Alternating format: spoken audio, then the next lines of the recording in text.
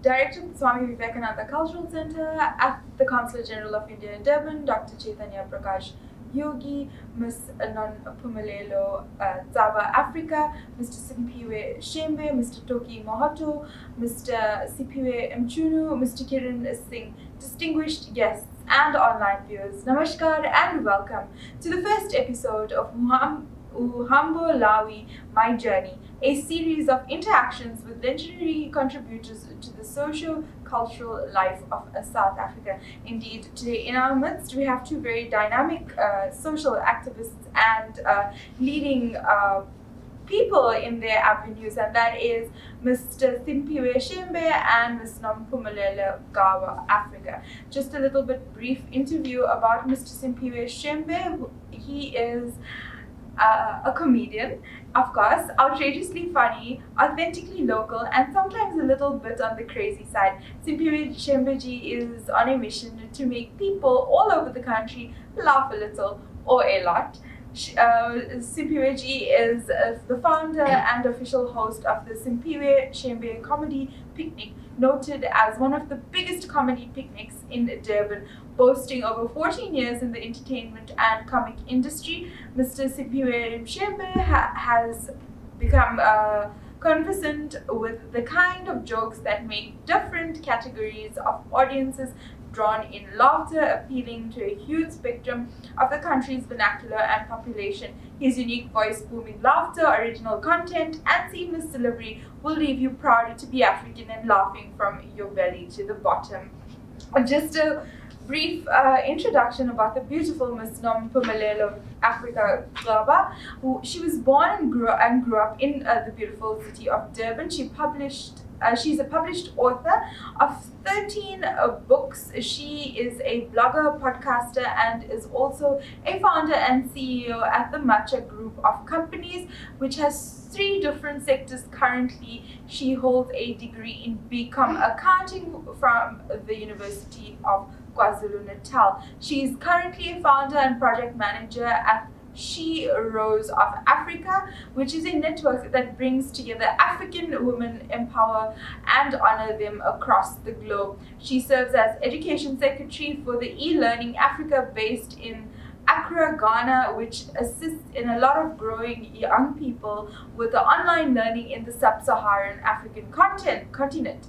She is a passionate international speaker. She has appeared as an expert on numerous television and radio programs, including BBC Africa and BBC Africa News and ENCA.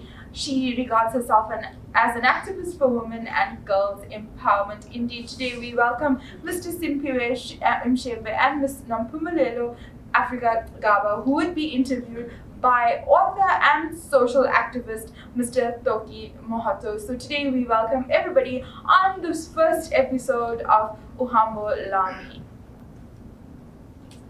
Welcome to the inaugural session of Uhambo Lwami, My Journey, where I'll be profiling 2 creatives from Durban, South Africa. The first on my left is Nompumelelo Africa Tsaba, who is an author, a publisher, as well as a coffee fanatic. To my far left, comedian and author Simpiwe Shembe is also a native of KZN and is known throughout South Africa for his vernacular jokes and obviously changing the landscape, as it were, of literature using his native tongue of isiZulu. My name is Toki Mohato. I'll be your host for this session. Welcome to Uhambo Lwami. Thank you. Toki. Thank you for having us. It's only a pleasure. How do you feel being hosted for the very first time in this inaugural session of Uhambo Lwami, My Journey? Well, I feel really special. It's really humbling. I'm quite excited to be here. To have a conversation, especially about where we come from, how we got to be where we are. It is something that we really do these days. It's all about, where have you, what are you doing right now? So I'm just quite excited to be here. Yes, thank you so much for having me. The fact that you're making us reflect on where we come from, I think it will make it even easier for us to have a clear understanding of exactly where we're going. Yeah. So I'm very excited about this, and thank you so much, Toki, for having me. for having us. Yes. Definitely. It's only a pleasure. As I open a question, perhaps, and maybe a brief reflection, oftentimes we see people in the media space and we hardly ever get to understand who they really are. And this is, as you rightfully state, the platform where we go deeper into the individual. Kindly narrate a few glimpses of your own story, which may not be privy to the public in general. Okay, I think what is not reflecting about who I am and the things that has made me the person that I am today is that for a very long time, you guys, I've been a dreamer. I've been a dreamer, ever since I was you won't believe that I wanted to be a TV presenter. I would push at home. There was in auditions, with UTV. And I'll be like, Ma, please take me to these interviews. I want to be a TV presenter, TV presenter. Those things from a very young age, I see myself doing things that my surrounding or my environment, people will be like, you, a TV presenter? No ways. Those kind of things. So I think that's like the main thing that is not reflecting in out there in the world, that I'm a believer. I've for a very long time, I've believed in myself. And in the things that I do, that's what I put in. It's I believe in myself, I believe in God, and I believe that I can, conquer, even though it becomes difficult, but I just try to push myself through. So I think that's like the one major thing that people don't know, that I wanted to be a TV presenter. That's exactly what I wanted to say. Yes. I'm joking. Look, man, I think growing up in rural areas, we could only dream of most of the things. And ironically, there was this drama series on TV, not long ago, which was called Uhambo. Yes. And the last episode of that series we could not watch because there was no TV at home. So we'd go visit next door and to watch it. But that day, because it was gonna be, we were gonna talk about it. Yes. Dates, Yeah. But they couldn't let us in. I say it's such irony because now they get to watch me on TV. Yeah. So I think, as you said, that those kind of things make us. If you really wanna be where you should be, they don't destroy you. They don't. They could have, as a young man, but I think I had to build from there and be on TV myself, so that they get to watch me. So it's sweet revenge, you say. That's what I'm seeing as well. Most people don't know. So oftentimes people do not properly estimate and value the responsibilities that authors have. How do you feel inspired from both within and outside as you express yourself through writing? Can you rephrase? Sure, no problem. I thought you were sharing it with some people, no. but it's fine. Obviously, it's a reflection on Okay. afterthought. Oftentimes when you write something, right, there's often a motivator or a driver that compels you to sit down and talk with the paper, as it were, right? But I know nowadays people write through their tablets, computers, and what have you. Mm-hmm. There's often that motivator, right? So what is it that inspires you from both within and outside as you go through the creative process? I'll take it. Sure, go ahead. I think it was sometimes it's hard to ask people to unlearn most of the things that they've learned. Because my kind of a book, as you know, it's a book of quotations. And it doesn't say unlearn what you've learned, but after reading one or two, you will surely replace what you've learned. Yes. It's a sweet way or a kinder way of saying we need to unlearn most of the stuff. And the inspiration really comes from people being lost, people not knowing where they are. Even the Bible is becoming too far. Well, it is quite old, but now it's becoming too far for most people. But spirituality should not be too far from them. But how do they go back to being spiritual without being attached to certain books? Hence the book that I wrote is entirely about that, finding themselves before they even leave the house, be told exactly who they are. So the inspiration is from that people are lost and freed from them. Yes. All right. You're the modern day Moses. Music. I think so. I think for me it's the inner being. I think what really drives the inside of me, or what inspires me to write, apart from the environment that I come from, or the environment or the surrounding, because there's also this fire in people. You know what I'm talking about. I mean, you're also an author. Yes. I would wake up at 2 a.m.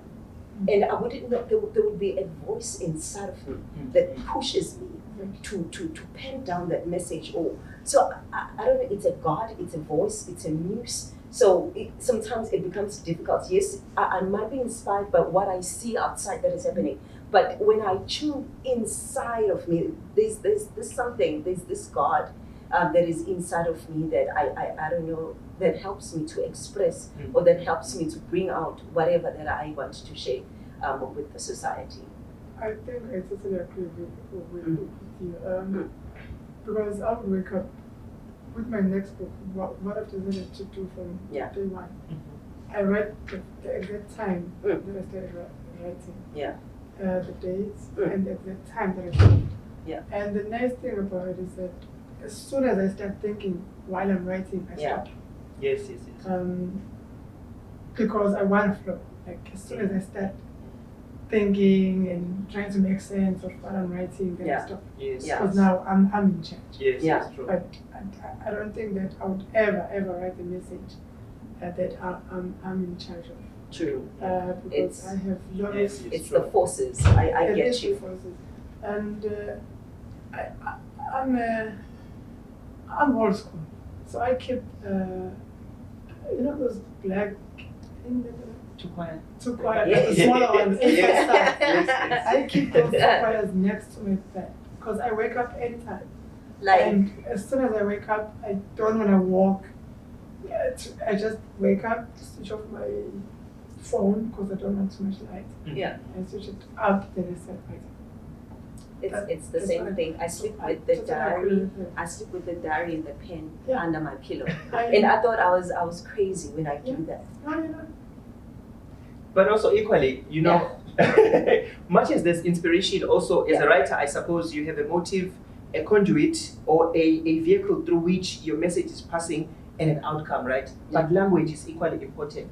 Right? Definitely. What do you feel is the value or the gravity that language adds onto a product at the end of the day? I mean,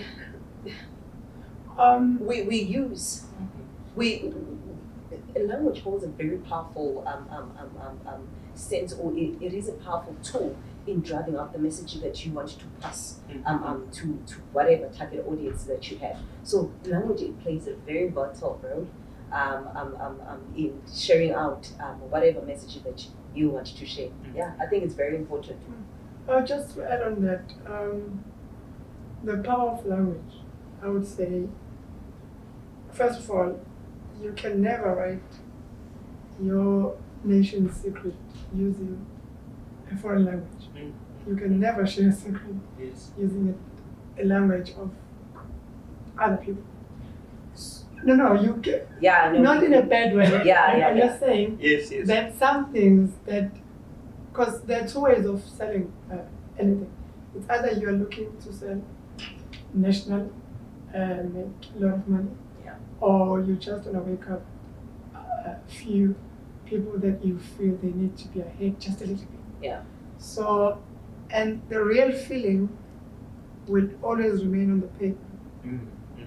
As soon as you translate it from there, you will never, you won't get goosebumps. I do believe that all the ancient books were written in a certain way, whether it's Hebrew, whether it's, but now we've got so much translation that it's not really truthful anymore. The truth somehow gets lost. Loses meaning as well. And the meaning and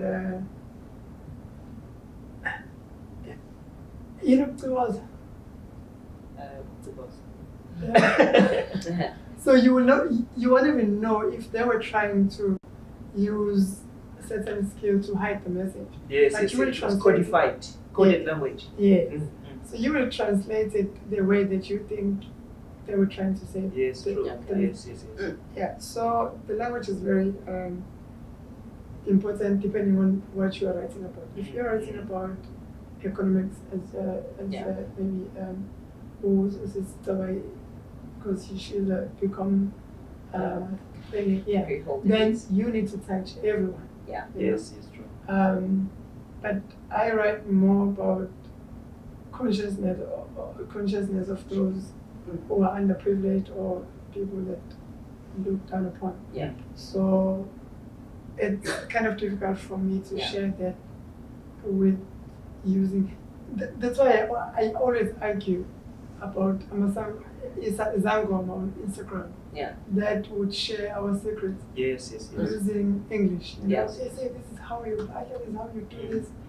I'm like, but if you are talking to Amanguni, why would you share such secret information? Yes, yes, yes. I mean, who does that? But it's sad because they do that all in the name of likes, you know? Mhm. How many likes I got. Yes, yes, yes. So they compromise such sacred information just in the name of likes and comments. But yeah, we are not the same. If they don't see anything wrong with that, who am I? Some do it for the fame. Exactly. Much as there's inspiration, also there's the language aspect. Also, I think our viewers are sitting and wondering, are these really authors? Share with us the titles of your books and what led you to write those books, just briefly. Right. 13 books, I think we'll finish next week. Okay, I think I'll just touch the recent one that I published during the pandemic that we just recently had. It is called Prison Without Bars. Yes, yes. It is about managing the COVID-19 anxiety.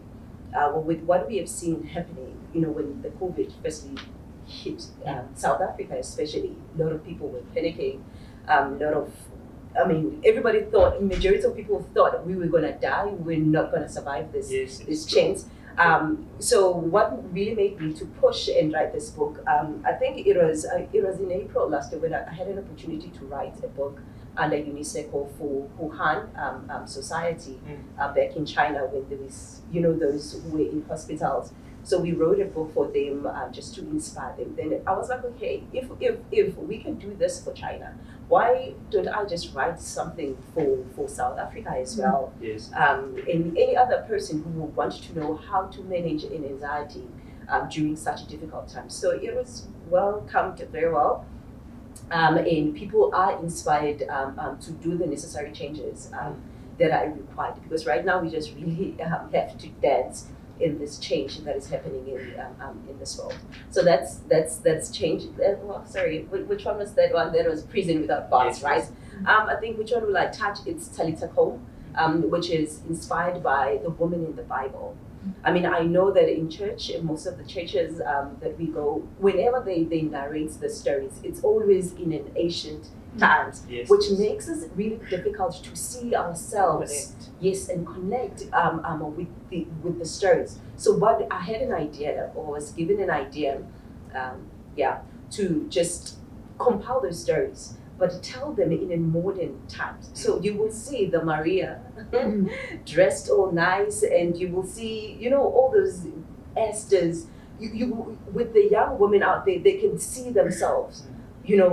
Without taking out the stories that make Esther, the Queen Esther that she was. So that's the overall of the book. It just tells and narrates the inspiring stories that are in the book. So I'm definitely sure women who have bought the book, they are inspired, because now it feels like my struggles. It feels like they have went through what I'm going through, so I can relate with them. Yes. So I think I'll just touch the two. So that means the 11 would have to cover this entire. I think we'll definitely work. I think Your book. my book, Yes. the first one, Lizu, the first one had 100 quotes. Okay. But then I realized there were a lot of quotes that I had but I just want to start with those basic, easier ones. So do you create these codes, or you just pick the ones from? I'm sorry, I haven't read your book. I do apologize. I'll send it to you. Mm-hmm. I don't think of those codes. I wait for them because I've seen others who are now following these Zulu codes now. They're creating their own. Yes. But it's normally it's what people think about every day. So I'm not worried. It's a good thing that they have actually followed. Okay. Or not that have started. Yes. So the second one has 365 days of quotes.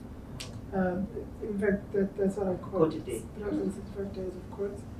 I've added more women codes and men codes as well.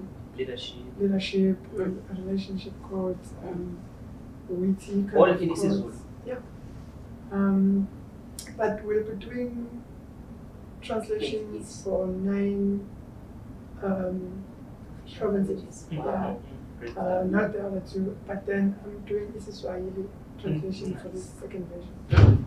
And the cartoon kind of book for primaries. Yes. Where it's just pictures and basically narrations. But the one that I think we're going to work on, because I'm doing a 100 chapter book. Okay. It's called Uhambo. 100 chapters. First edition will have 100 chapters. Okay. I'm on chapter 60 now. 40 more chapters to go. But the reason why I'm saying that is because everyone that has had my audio version of that book, which is Uhambo, have said, "Are you writing a Bible?" And I said, "That's a huge challenge." I'm not sure, because I was arguing with some other priest. I said, "Kombe, why did you say the Bible? They stopped writing it." But I don't think it's a Bible. As I said, it's Uhambo, basically. Revelations. Yes, it's Revelations, and it talks about.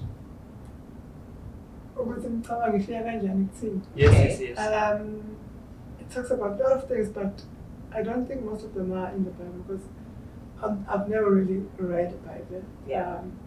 I only read a few chapters to defend myself against those who say, how is it relevant because of my saying? Yeah. So I've only read those few chapters that are relevant to defend myself. But apart from that, that's the book that I think, because I want to write a book that will be timeless, but also I have this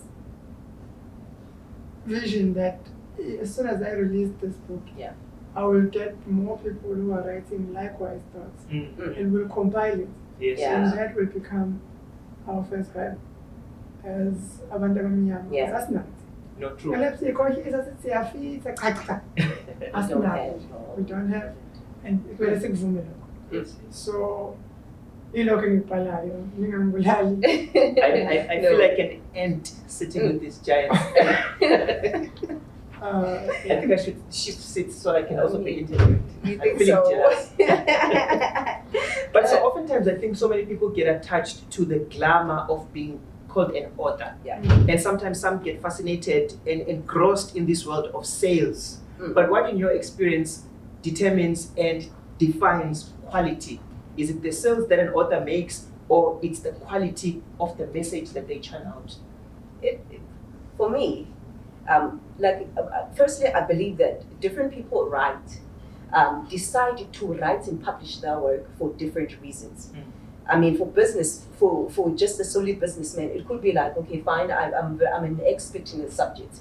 Let me take it out, and they already done their projections of different sales that they're going to make out of this. So it's different reasons. But for me, quality is very important because your book needs to outlive you. Yes. Like you were saying, the legacy. I always believe that when I write, I write to leave something for my family, for my friends, or for the society at large. So it's quite difficult to push the PR and try to equate it with quality. So we can never trade the two. the quality when you write, it's important. Simple, we can't compromise on that. We can't compromise on quality. So quality is very important because your book needs to outlive you. So whatever you write, it has to be this generation, next generation, the next generation needs to echo the message that you were translating through this book. So I think that would be my take on that popularity or millions. It is something that it is what Byproduct.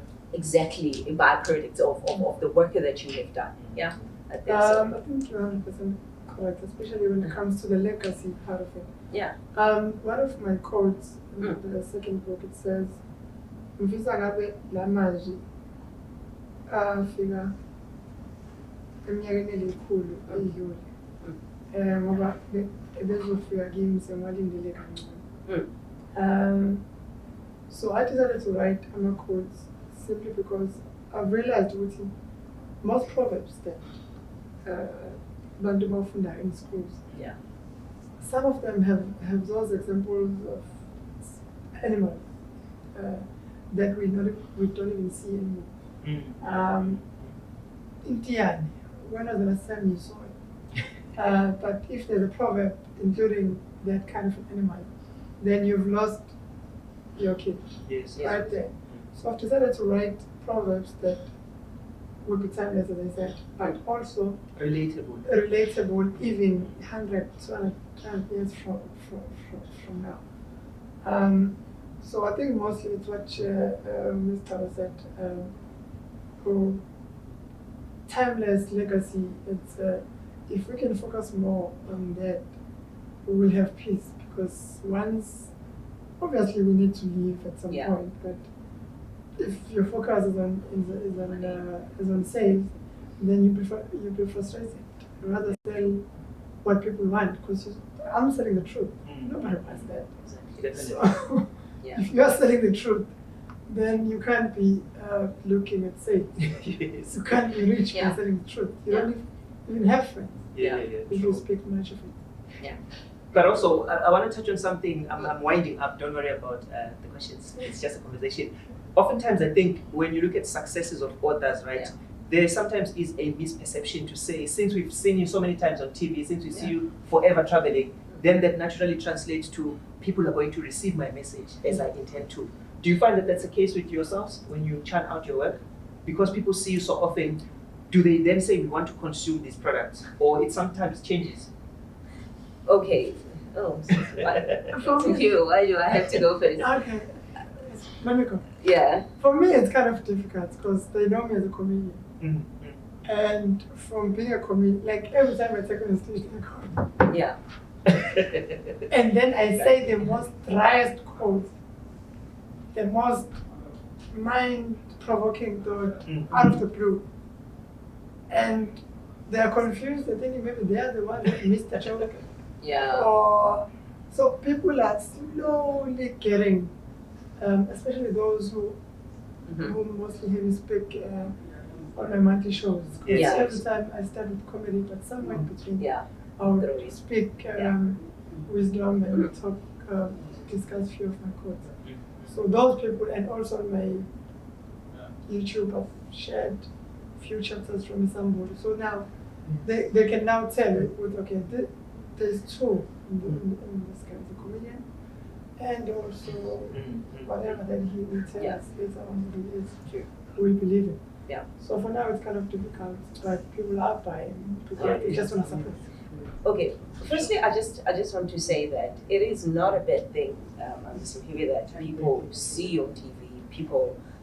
These platforms are opening up for you to reach out to a wider audience. Yes. I think for me as well, to travel, to be in different countries, to engage with different people who are coming from a different backgrounds than I am, that fascinated. It's fascinating because I'm attracted to that. I want to learn different cultures. Yes. So I think, in a sense, people are now following us to get more of that.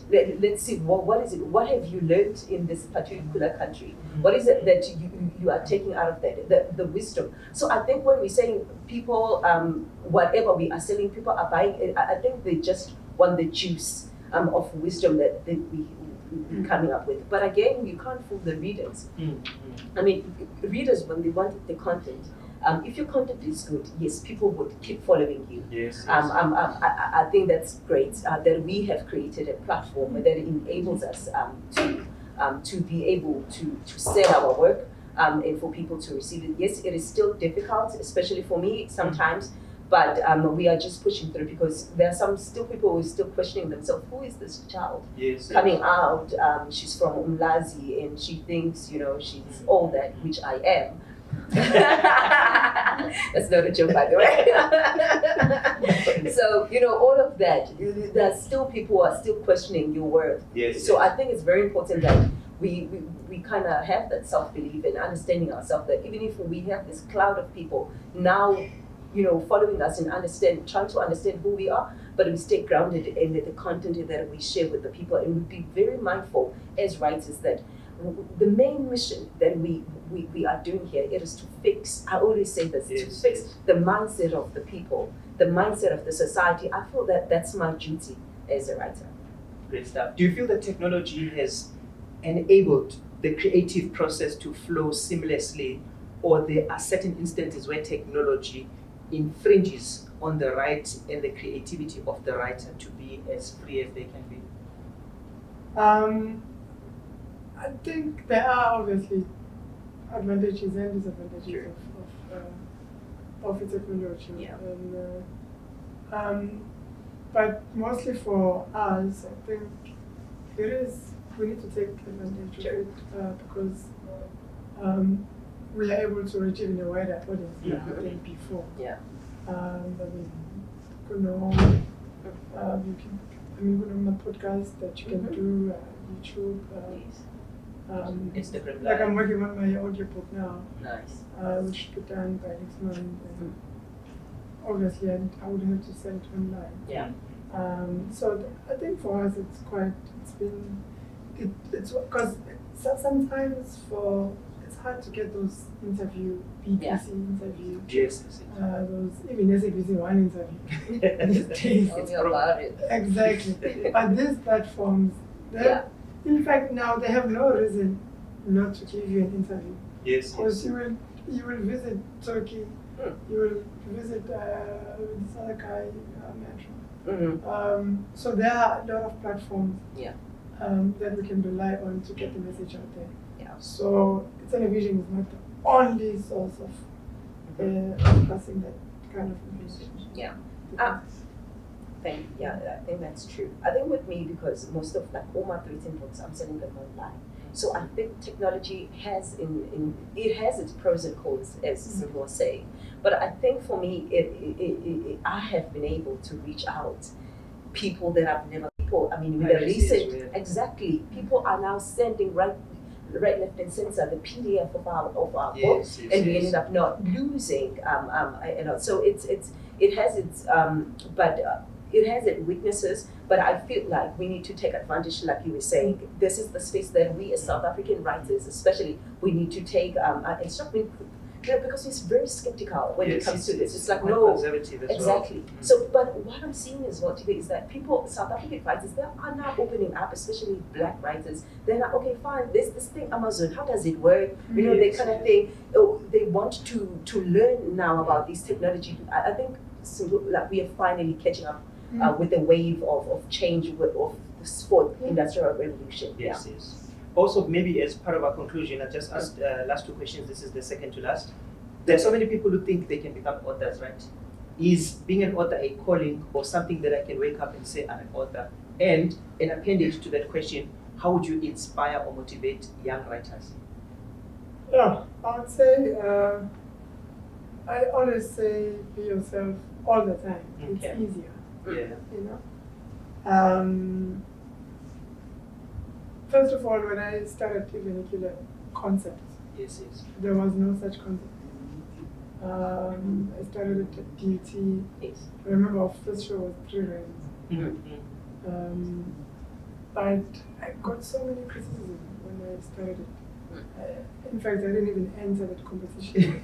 So it may be fine. Because of some of the mindset that the judges had. Yeah. You only need to speak English in order for you to win. Yes, Yeah. yes. So, but because I was true to myself, today vernacular is the biggest. If I was business minded at the time, Yeah. I could have copyrighted Yes, Yeah. yes, yes. maybe got a funder, and Yes. went throughout the country promoting. But now it's fine. That is like same criticism I got when I wrote the first book, which was Makota IsiZulu. They were like, yeah, but have you ever seen a quote in IsiZulu? I said, no, I've never, and that's why I'm doing it. Yeah. Because now you're gonna go around telling people that you've seen it. Yeah. So I think if you're true to yourself and really writing is your passion, you won't need my approval. You will not need anyone to inspire you. Yeah. Whatever situation that you feel you need to share should be an inspiration enough. Why would you need me to tell you the right words? Yes, yes. But if you need to know the right words, if you are out there and you believe you're a writer, Exactly. then write on. True. You know? There's no, but just find, it's not a mistake, but my first book was published by somebody else. We're still working. Yeah. But I asked him, look, man, guide me. I want to publish this one on my own. So I registered a company, but it's guiding me slowly. Yeah. So those kind of information, I'm sure they are on Google. Yeah. It's just that I'm not a fan of such things. Yeah. Okay, I think firstly, your first question, I think writing, it is a calling. That you need to put a full stop, right? It's just that it is a calling. That's the profession. That's something that God gives you, because it is not easy. Because I think when we glamorize, because sometimes we don't speak about our struggles. You know, Yes, sometimes yes. my eyes burn out because I wake up in the morning. I 2 a.m. I'm up. You know, even if it's hot, it's cold. So that's not the glamorous side of being a writer. So it's not easy. It is something that you need to have a conviction that this is something that I am called to do. I am doing it this method. It has got to come out.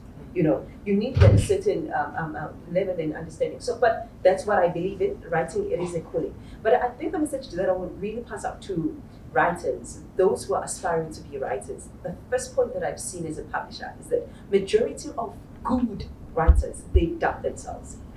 They don't think they have what it takes to be, you know, a published writer or a published author. So I think the first thing it will be for them to stop doubting themselves and allow the pen to bleed. Like you were saying, Simpiwe, is that the first thing is that you need to believe in yourself.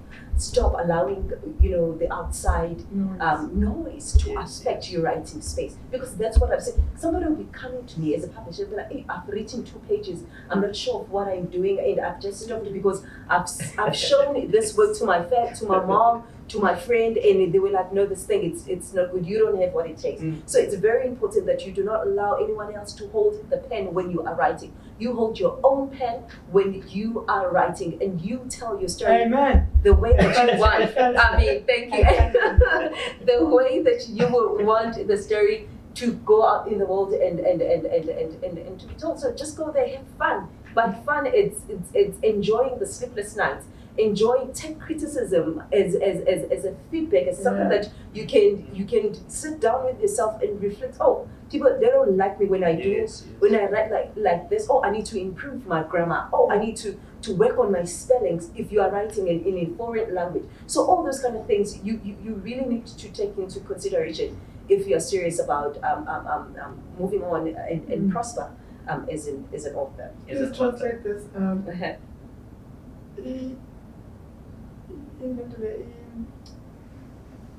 Inkulumo mpikiswano. Yes, discussion. Uyigwema no phikisana. Oh, it's I know. Okay, I'll get the Argument. Yes. It's Uyigwema ngokukhuluma into ephelele kubantu abashadayo. So if you want to avoid criticism, rather write into ephelele. There's no report in anything ephelele. Yes. But it's into eyenza into to attract criticism. Yeah, Yeah. because if you're gonna write something but loopholes, for example, like the new truth that I'm writing, because it's not based on any other book. Yes. Obviously, I'm gonna get criticism, but you need to know your story True. if you're coming to me with the criticism. Because once you start quoting another book while you are fighting my truth, then I'm not even gonna entertain you. Yes. Because it has to be my word against yours. But if you want to take a Bible or your book and argue about what, no, but Mr. says, you can't, and then you're arguing my kind of truth, then you've lost me. Because now already you're taking sides on this truth thing that you're trying to. But I think that's the beauty of literature. Because sometimes we need people to review our work. Yeah. I mean, I think we don't get to enjoy. I don't know, because the society hasn't prepared us to enjoy to sit on a hot seat. I'll be like, but I don't like how you are leading. You know, those kind of things. Yeah, we need to start. Invite random people. Yes. Exactly. One of us, our books, they've read it. Yeah. Invite 50 from my side at the hall. Exactly, and To the first. you know, because I think that's what aid into the literature and the theory of literature. You know, that's when we get reviews, when they critique our work, it kind of channels us in a direction that we need to go. Most definitely. I'm sure our viewers are quite fed up. As I am, I think my belly is also a bit bigger than what it was. But I meant my belly in the head. Simpiwe Shembe, as well as Nompumelelo, please share your concluding remarks as we wind down this session. I wish it didn't have to end.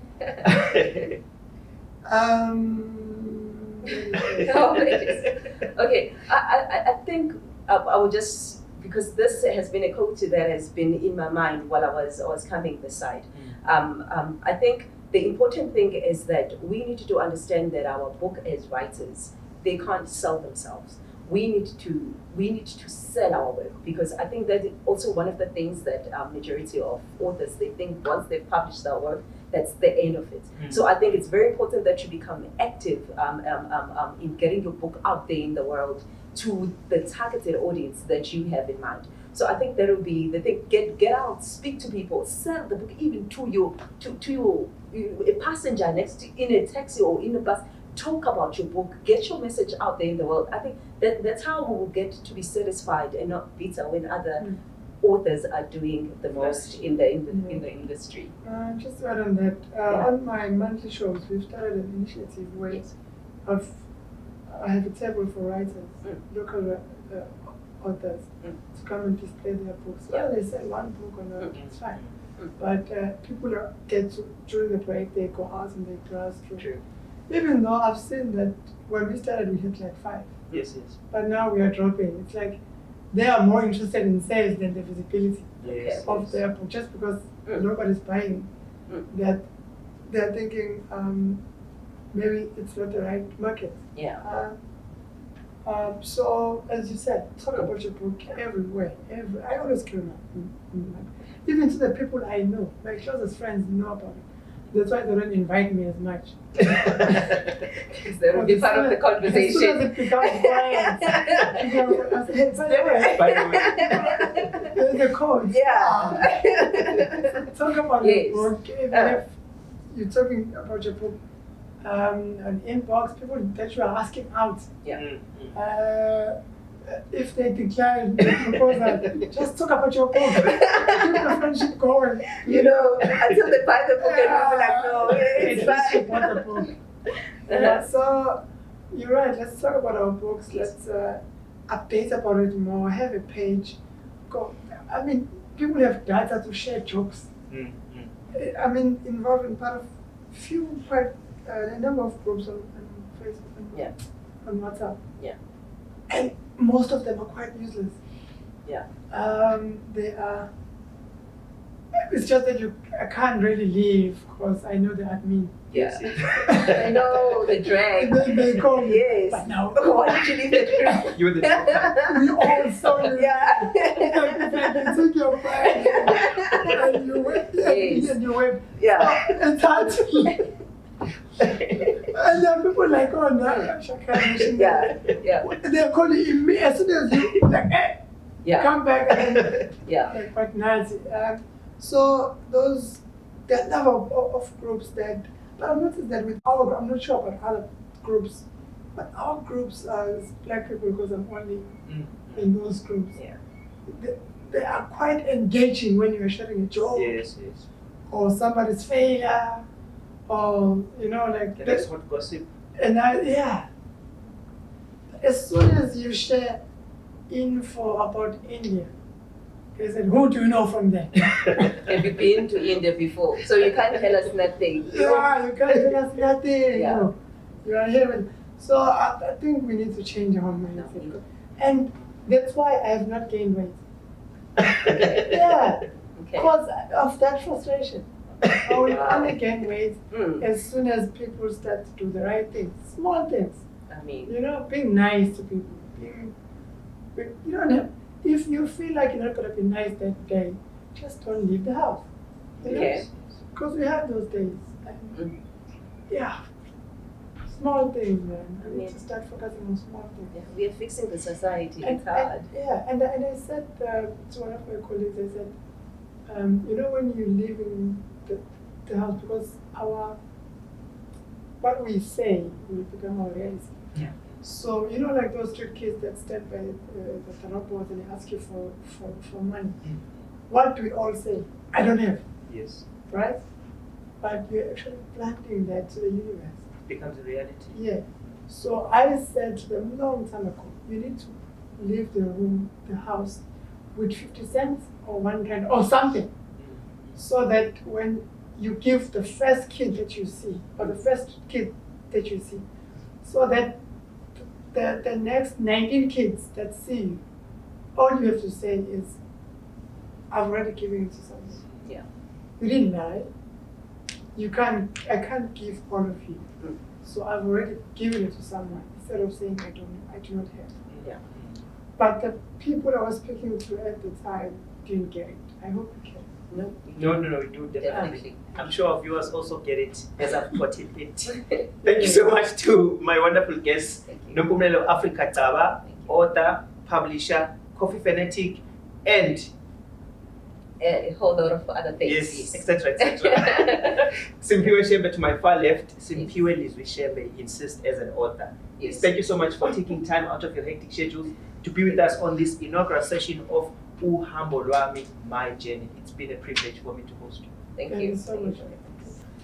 Indeed, what a beautiful interaction between the very beautiful, talented Miss Nompumelelo Tsava Africa and the funny Mr.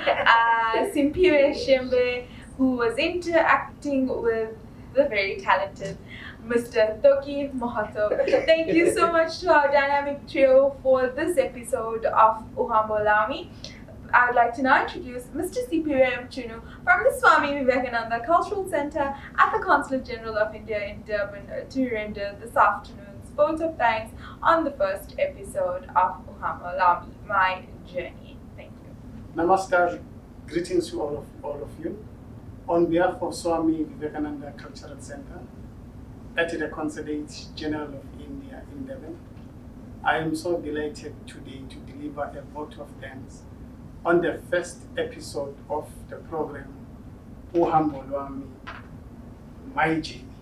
As we all know, everybody is walking his or her journey. Nobody is walking for somebody else's journey. Simpiwe is walking his journey. Sis Nompumelelo her journey. Toki her journey. So I'm also standing here walking my journey. So I was so pleased, when I was just listening to whatever you shared today. It brought so many things in my mind.